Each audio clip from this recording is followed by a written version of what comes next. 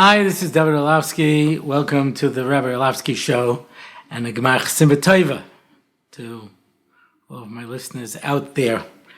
And welcome aboard, whether you're listening on Torah Anytime or wherever you listen or watch your podcasts.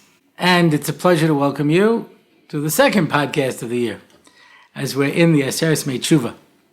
Truth of the matter is that there is an overlap, as we spoke about last time, during the Aseret Tshuva between the last year and the new year, according to the Gra, as he explains it. So whether you want to look at this as last year or this year, it's both of them are legitimate. We're okay either way. And we have a sponsor this week. It's in memory of the first yahrzeit of Alan Kastin, Avraham ben Yitzchak, the Neshama Shem Aliyah. Certainly appropriate names during this time of year. Avraham ben Yitzchak. So the podcast and everybody who's listening, there should be an aliyah for him and in the next world, and he should be a melech yotra for us in the next world. You know, we everybody's judged during this time, even people who passed away. And you wonder, people passed away. What are they doing? The answer is, when you leave behind people who are continuing to do good things in your memory, the effect that you had in this world, it's something that's very important. And so we are approaching Yom Kippur. That's where we are, as we reach Yom Kippur. And Yom Kippur is the Yom Mechila Uslicha. It is the day that HaKadosh Baruch Hu forgives us for all of our sins. It's an extremely powerful day. There are shittas in the Gemara that even if you don't do tshuva, you don't change, Yom Kippur will machapa for you. It'll get forgiveness for you. There's such a power to this day that that HaKadosh Baruch Hu comes all the way down to us and gives us the opportunity to really be able to change. There's also the minhag that we go around and ask people for mechila that we may have wronged or hurt during this time. And sometimes we're on the giving end, and sometimes we're on the receiving end. Yeah. And there are people who, frankly, walk around shul, and they just go to everybody, Yimeichel, Yimeichel, Yimeichel, Yimeichel, Yimeichel. And they actually step onto some person, they come up to some person who they really hurt. They say, do you meichel me? The guy says, well, I don't know, because, do you meichel me? Right, so I'm trying to tell you that what you did, do you meichel me? So I told you I can't, forget it, I asked you 3 times, it's your affair. Oh, heartwarming. There's a famous story with the Chavetz Chaim. When he wrote Sefer Chavetz Chaim, he brought it to Rabbi Yisrael Salanta to get a haskama. And Rabbi Yisrael Salanta asked the Chavetz Chaim the following question on Shmiras HaLashon.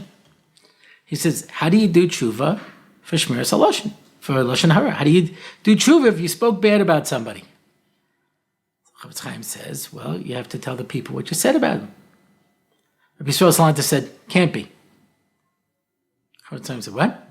He said, can't be. He says, Erev Yom Kippur, and I walk into shul and I go to somebody and say, oh, it's Yom Kippur. It's a special mitzvah to forgive me, and I really feel bad. I told everybody that you're a ganef.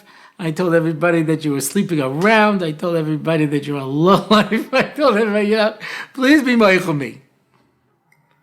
So it's every Yom Kippur. Everybody knows the drill, They just automatically say, yeah, meichel you. So now this guy, who destroyed this guy's life and reputation, he's going to go into Yom Kippur, he's going to sit and daven, I got mechila, I'm fine, I'm great. And this guy's going to sit there a whole Yom Kippur and go, people think that I was unfaithful? People think I'm a ganav? People... He says, it can't be. So the Chavetz Chaim said, but that's what Rabbi Yoina writes in Shari Tshuva. It says, Rabbi Yisrael, Afal Pikein, it can't be. So someone asked this question to Rav Aaron Kotler. Lemaisa, Shai Tshuva, Rabbeinu Yoina, is a Rishon.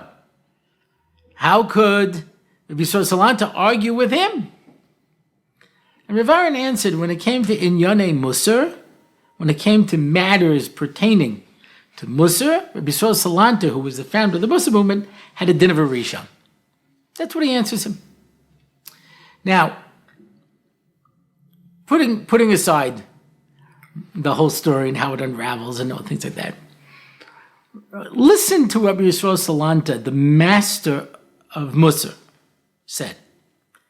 It can't be that I walk over to you and tell you everything bad that I did to you, and you're going to be able to be Michael me.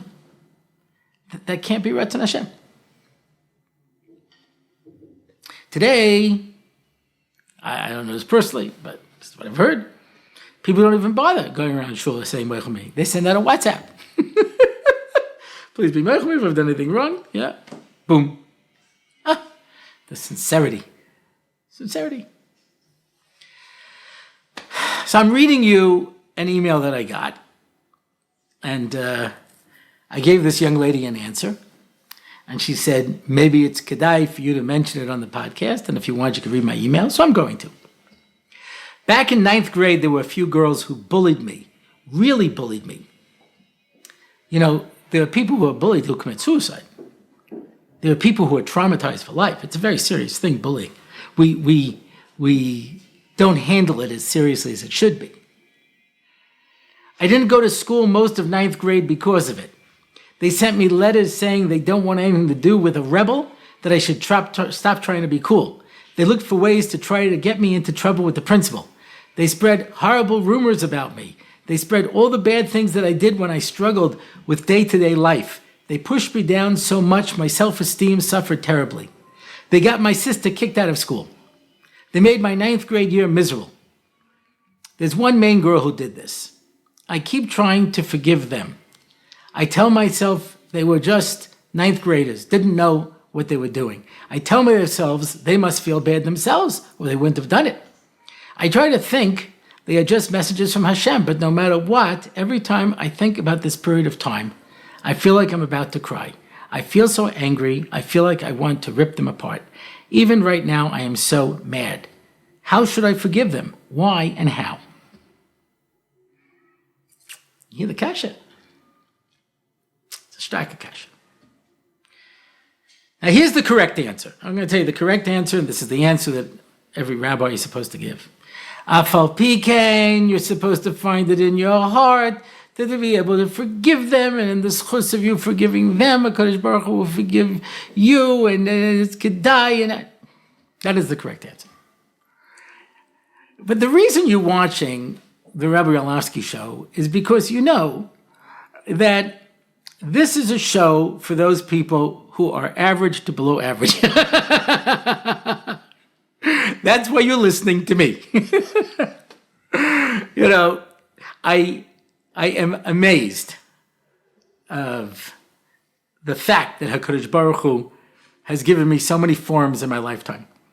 I was giving a share one time. It was a very large group coming, hundreds of people. And I heard more than once, somebody said to my face, why are you giving this share? You're such a big Talmid Chacham. You should be giving this share. What, there's nobody else? You know, I could be giving this share. I know more than you. I should be giving this share. You know how heartbreaking that must be? I said to him, well, they become because I'm funny. Oh, you're a clown? Oh, you tell jokes? Okay, I don't know how to tell jokes. I don't know type. Oh, okay, I didn't understand. I understand you're doing you're a clown. Okay, fine. Now I feel better. I understand. Now, that didn't bother me at all. Because I know how people so want to give. I understand. You find these Rabbonim, these older Rabbonim, you know, in America, they were very chashuv. They come to Eretz Yisrael. We have no shortage of old, retired American rabbis here, you know.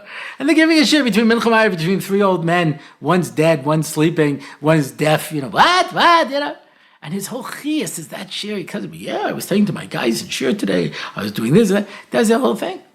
And the fact that I've been given this form, I think the answer is best summed up by someone who used to come to my shiurim and they said, I love coming to your shiurim because you are so ordinary. And I feel like if you could change, anyone could. Now, I took that in the spirit of which it was meant, 100%. I am extremely average, and I revel in my averageness. Yeah, I'm of average intelligence, below average skills. I certainly below average midos. I've been a work in progress. So I understand. So I share with you a story. I was once working in an institution, an organization, whatever it was, and somebody wanted my job. I didn't hop that the guy wanted my job right away. I figured it out at some point. Yeah.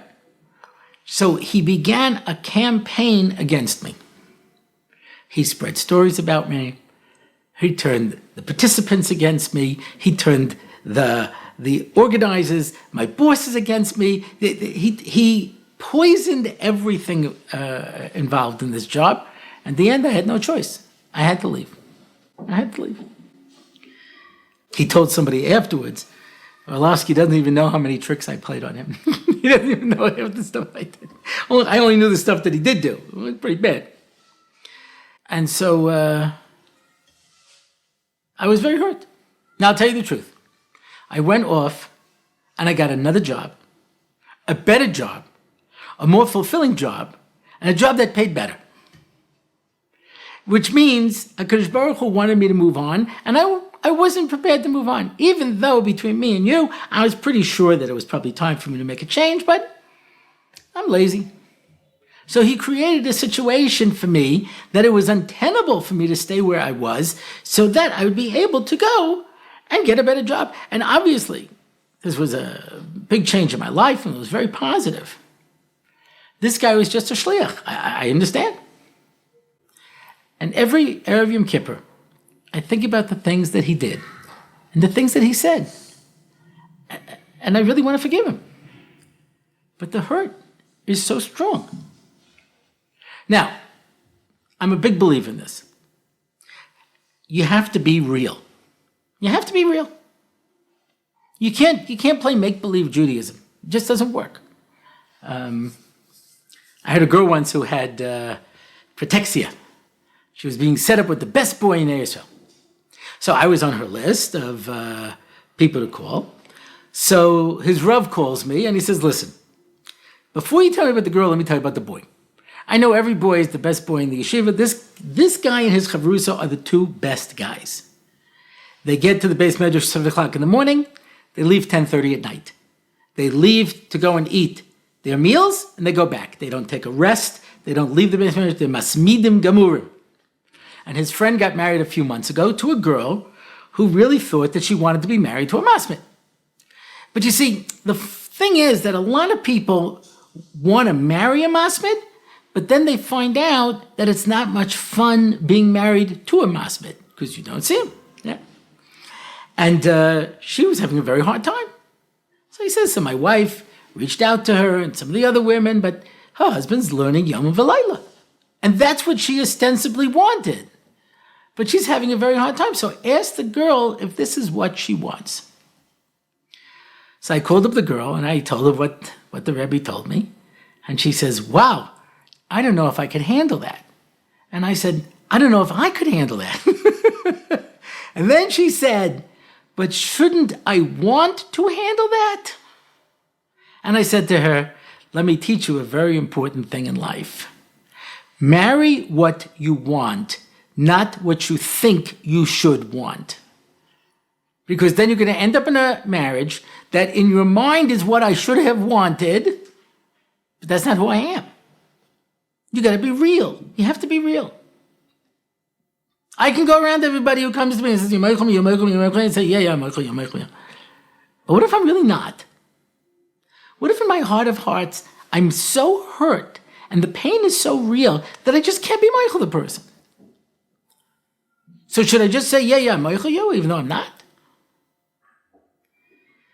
There was a Gadol Yisrael. Somebody came over to him and said, listen, Rebbe, I said some Lashon Hara about you, whatever it was. It's okay, so what'd you say? And the Rebbe was shocked. It was before Yom Kippur. He says, I'm asking Mechila. He says, I don't know if I can. Just come back tomorrow. I have to see. The easy thing is to say, yeah, Michael. Are you Michael? there was some discussion in between Mincha Ma'ariv and the Beis Medrash. Yeah, Rosh Hashanah. And a number of the Mispalim were arguing about a particular point, whatever it is, not important. And I was joining in, because as you may have noticed, I have opinions too. I like to share them. And there was a lot of people saying things and going back and forth, etc. And this young man gets up, a third of my age, and he stands up and he says, "Okay, we heard what you have to say already. You just keep repeating yourself. Enough already. Nobody wants to hear it. We heard what you said." And he walks out to go and learn, because he's very hardship, you understand? And after the discussion died down a little bit, I went in the back room and I said to him, "You realize you were just mevayish somebody 3 times your age, who you clearly have no respect for, but there are people in the world who consider me a Rav and do consider me, on Rosh Hashanah, on the Yom HaDin, you were mevayish me berabim," because there were more than 10 people in the room, in front of people who are my chaverim, people who are my neighbors, and you embarrass me in front of everybody? You mevayish somebody berabim, you embarrass somebody in public, you have no place in the world to come. You lost your olam haba. He's like, it was a joke. I said, "It's a joke? Rosh Hashanah? All right, I'm sorry." What am I supposed to say? My face is still burning from the shame. So I'm supposed to say, yeah, it's fine. I could lie. I could say, yeah, it's fine. No, it's not fine.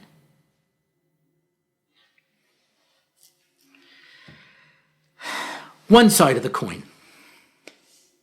Now, let's move to a different side of the coin. Yeah? There are times that people hurt us and they didn't even mean to. They didn't realize what they said. I have a fellow I know who's a Rebbe, and he was substituting for a class, and this kid was acting up. I said to the kid, "If your father knew the way you were behaving, what would he say?" And the kid didn't say anything. He says, "No, tell me. If your father knew how you were behaving, what would you say?" And the room went silent. And finally, the kid ran out of the room. And they said, "Rebbe, he's a Yosem. He doesn't have a father." Okay, he didn't know. He didn't know. He hurt this boy, obviously. He didn't know. Yeah. In my generation, okay. My generation, things were different, yeah. My father said it about somebody once, that guy's crazy. I said, "He's a little eccentric." My father says, "He doesn't have enough money to be eccentric, he's just crazy." We weren't sensitive to nuances in mental health. You were crazy. Yeah. Now, the term was used liberally. My father said to me once, "You're crazy. You're crazy. I'm crazy. Mother's crazy. Everybody's crazy." My question is, how much? Or somebody wants, there's 2 types of people. There's crazy, and there's crazy with a capital K. It's like really crazy, yeah? So, whether a person is mildly neurotic, or whether the person is psychotic, or whether the person, we had one catch-all term for that back then. You're crazy, what can I do? The guy's crazy. Yeah, that was it. Now today, you can't say things like that. You can't. You have to be very sensitive. I know this because I have a BA in psychology from Queens College. It's my wife's, but she's not using it. She said I can have it. So I understand now a little bit more about psychology. So. But sometimes when I'll say something like, "That guy's crazy," my wife says, "No, you can't say crazy. He may be a little neurotic about this." I said, "I don't know. When I grew up, it was crazy." So yeah, that was great.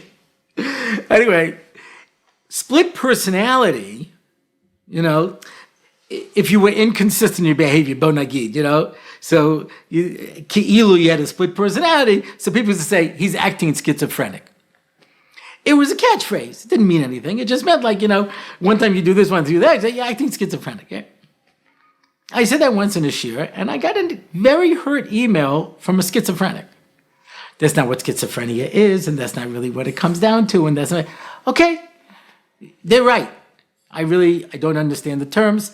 I'm not really sure all the time, There are people who are constantly fact-checking me, to make sure. Somebody just posted on the website the correct words, Tobel Vavi Mishkan Evne. Evidently I made some mistakes. Whatever it is, yeah. I understand. There's definitely fact-checking that is necessary when I speak. I'm not as careful. Yeah, I like to think that I'm no worse than the President of the United States, but the point is that, people talk and they say things sometimes, and sometimes you hurt people's feelings without meaning it. Sometimes you tell a joke, which you didn't really mean in a bad way or even realize it. Not that I would get up and embarrass somebody in public or something, but you make a little line which you don't think twice about, and a person's devastated. Yeah. And I really feel terrible. And I ask the person with Mechila. And sometimes they tell me no. Now, when somebody does something that was clearly without poor intention, they said something stupid, they said something thoughtless. Okay, it's a lot easier to be moichel them. Sometimes, even though I once didn't say something, but someone thought that I said something, and I called them up and I proved to them that I didn't say it, and they could not forgive me for what I did not say. Because they were so invested already in being hurt about what I said, even though I didn't say it. Now, this culture, the culture we live in today has changed dramatically. I've never sent out tweets, but I do have emails, and I do have shiurim, I do have recordings, and I'm not always careful with what I say. I can tend towards the outrageous, especially if I'm not paying attention to the particular form and I'm just speaking off the cuff. I have been accused of this, and rightfully so, that I do tend to be a little outrageous at times, and I don't always say things in the most political correct way. I recognize that. Sometimes I'll say things that are insensitive or things that are a throwback to my generation, and okay, it's definitely true. I should be more careful with it. But if a person wanted to go back over everything that I ever said and pull out snippets of it, of course. So now what do they do today? They take somebody and they go through his old tweets from 20 years ago. And he once said this or said that. Yeah? And that's it. Now he's marked for life. Marked for life. You once said da, da, da, da, da, da, like this. Yeah. And it's true. It's true. People sometimes say things. And they may have spoken off the top of their head without thinking. They might have been young and not really thinking about what they were saying. All of these are possibilities. People make mistakes. It's okay. So there has to be a certain room for forgiveness. Because people make mistakes, and that's, there's nobody who's perfect. I can tell you stories of big people that I have known who've done things that were insensitive. Completely insensitive. And, okay. So where's the distinction line? And that's what they call it today. They call it the cancel culture. Somebody once said something, and then they can't ever work again, and they have to be thrown out, whether it's in politics, whether it's in business, whether it's in, whatever it is. They once said something that was improper or wasn't nice, etc. And even though they apologize for it, that's it. They can never work again. There is no forgiveness. It's the most amazing thing. We tolerate so much, but we can't forgive anything that was over the line of what today is considered, even if back then it wasn't anything. Right? For example, people used to dress up in blackface. It was mikubal. It was putting on a costume. Yeah, people do that. Today, they find a picture of you dressing up in blackface 30 years ago, 40 years ago. That's it. You're finished. You're a racist. Look, it makes you racist. That's how people used to put on the kind of costumes back then. You know, nobody was doing it in order to try to be able to hurt anybody. They thought this was, I'm going to dress up like some black singer or some black actor or some whatever the cheshbon happens to be. So now they turn around and say, "Oh, you're racist." Well, people said things that were, acceptable in the society in which they lived, and then. So now George Washington, he owned slaves, no good. Jefferson owned slaves, no good. Everyone, no good. We go down the line. We'll go through the things that Abraham Lincoln said. We found some things that not, no good. And we cross off everybody. Everybody. They had this big scandal where the Betsy Ross flag, the 13 colonies, it's racist. Why? Because slavery still existed in America when they made that flag. So now the whole flag is puzzle, and everything is puzzle. Because once, hundreds of years ago, they were, that's it, puzzle. So where's the room for forgiveness? Menashe HaMelech erased HaKadosh Baruch Hu's name. He mamish did everything he could to fight against it. And HaKadosh Baruch Hu opened up, it says, a tunnel for him to go through to get back to HaKadosh Baruch Hu. A guy came to me once. He says, look, I guess I never really thought about it, but now that I'm sitting here learning in yeshiva, etc., I realize it's a problem, and I've been having a ongoing physical relationship with my sister for 20 years. How do I do tshuva for that? Well, I said, this is above my pay grade. Understand? And I had somebody bring him to Rebbe Yoshev, and I saw him afterwards, and I said, did Rebbe Yoshev tell you how to do tshuva? He says, yeah. He says, what did he tell you? He says, I don't want to tell you. Okay. But it means I could do something like that, and I could do tshuva. Now, there are things I can't understand. Listen, okay, that's taiva. I can understand taiva. Somebody decided to make some money. You know what he did? He stole the mezuzah off my door 3 times.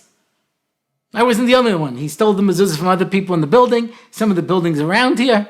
Yeah, from the front door of the building. He stole mezuzahs. He came up with an easy way to make a living. Instead, steal mezuzahs, sell it to some sefer who will process them because there's no registry. There's registries for Sifrei Torah, but not for mezuzahs. And that's how I'm making money. I steal mezuzahs off the doors of God-fearing Jews. I don't know how you face HaKadosh Baruch Hu. I don't know how. A guy came to me once, and he says, can I tell you something, just privately between us? I said, yeah. I'm the ganav of the yeshiva. So what do you mean? I said, now I'm married, etc. But when I was a bacher, I was a ganav.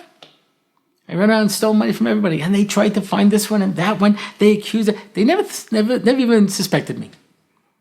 How do I do tshuva? I stole money. I don't even know who I stole from, how much I stole, what I did. I sent him to a Gadol B'Yisrael. I didn't know what to tell him. But can you do tshuva? The guy feels terrible. But he was a kid.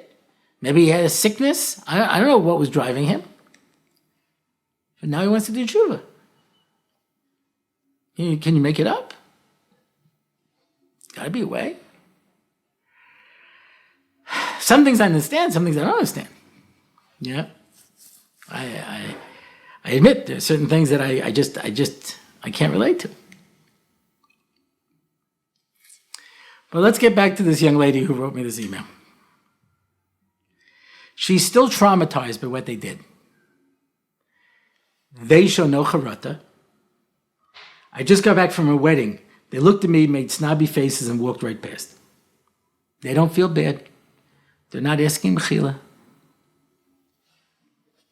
How do I forgive them, she asks. And I told her, don't. Don't lie. Don't say, yeah, it doesn't bother me when I'm still in pain, when the wounds are still bleeding.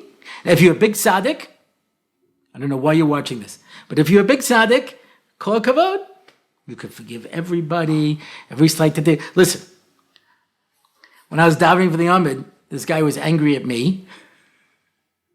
He was angry at me because he said I davened too loud. Now, he sat right next to me.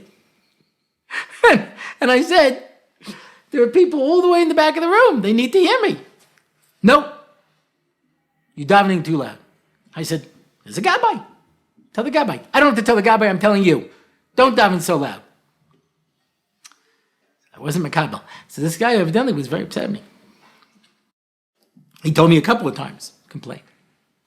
So what did I do? I daven. Anyway, I have allergies.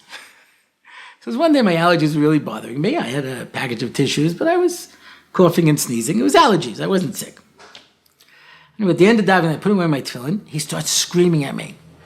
Yeah.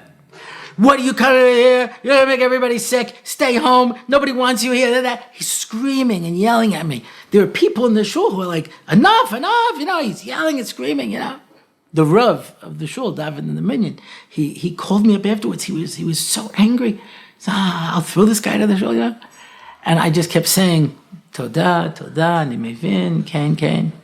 Yeah. Afterwards, when he finally left, somebody ran over to me and said, I know somebody who's sick. Could you please, give them a bracha that they should be well, and the schus of the fact that you kept your mouth shut. Now, I'll let you in a little secret. It really wasn't that hard for me because I had no respect for this guy. I'm sorry to say. But he didn't affect me.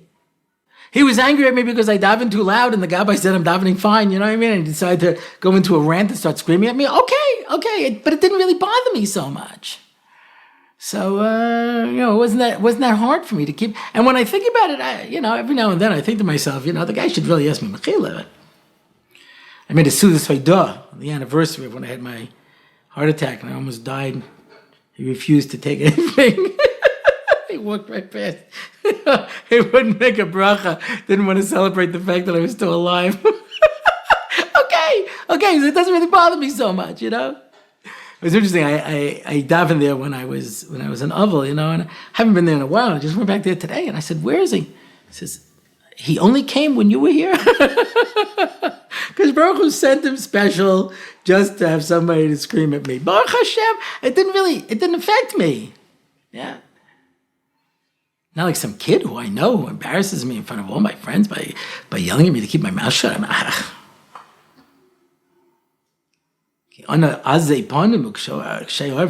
What's he going to do in Yom Kippur? He says, we're not mechutzef. Sitting there screaming at somebody 3 times your age and ranking him out in front of everybody. Anyway, but okay, so I'll forgive him, I'm sure, at some point, but I can't do it when my face is still burning with shame. I gotta be real. Every time I think of this guy who tried to destroy my life and hurt relationships for me forever and hurt my relationship with participants and stuff, and I think he did this because he wanted to get rid of me and take my job, and every time I try to forgive him, I just think about it, and I know he was a shaliach, and I know, So this girl who went through this terrible bullying, she's obviously tzaddikish, she wants to forgive these people. You gotta be real. You gotta be real from both sides. If you know that somebody didn't really mean to hurt you, and they really feel bad about it, and they're coming, forgive them. But if there's somebody who has traumatized you, yes, you have to work towards it. 100% you have to work towards it. I'm not giving you a patur, but be real. Be real. Hurt, the wounds sometimes take a while to heal. And if you're a big tzaddik, and you can find it in your heart to forgive them. I met somebody once who said to me, what's it like to lose your temper? I can't even imagine. Yeah, I say the same thing about not losing your temper. What's it like not to lose your temper? I was born. The kas was one of my midas, and there's no question about it. When I see people who have that problem, it infuriates me. But it's something I have to work on. I'm working on it, etc. But when people, really, really hurt me, I'm thinking in a deep, deep way. It's hard to let go. You try. You got to work on it. And so we go to a Kodesh Baruch Hu and say, I'm trying to be like you. I got to be real. And if you're the person who hurt somebody and you know you hurt them, as much pain as you caused, that's how much salve you have to put on the wound. That's how much you have to try to make it up to the person. And Amir Hashem, if we can find it in our hearts to ask forgiveness, and we can find it in our hearts to give forgiveness, we'll be happier people. Klais will be a better people. And Amir Hashem, all of us will be Zeicha to Gmach Simatova. That's it for this episode. And this brings to a conclusion our extended High Holidays sets of programming. And if you want to find out more about the show, you can go to RabbiOrlofsky.com. You can make a comment. You can click on the sponsor an episode button and sponsor an episode. You can contact me, find out about upcoming events. And Mitzvah Hashem, all of us will be Zoicha to a beautiful year. I'm Rabbi Orlofsky, and this is the Rabbi Orlofsky Show.